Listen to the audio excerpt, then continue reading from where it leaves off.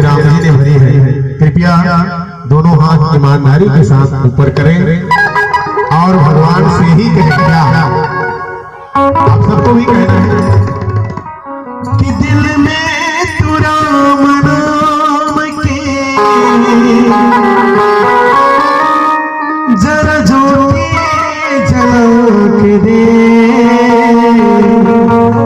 आप लोग भी कहना है कि आएंगे मेरे राम जी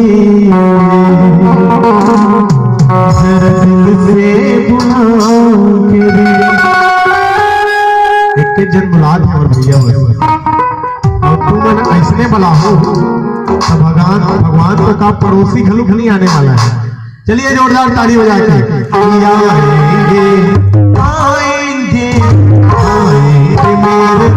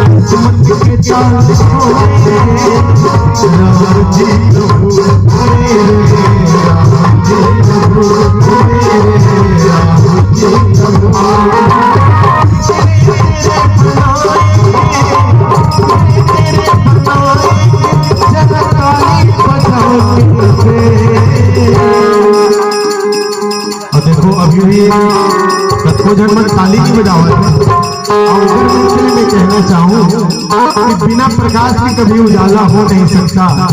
बिना प्रकाश के कभी उजाला हो नहीं सकता। बिना दिल के कोई दिलवाला हो नहीं सकता। और जो न बजाए मेरे राम के नाम पर ताली मेरे राम का दीवाना आएंगे मेरे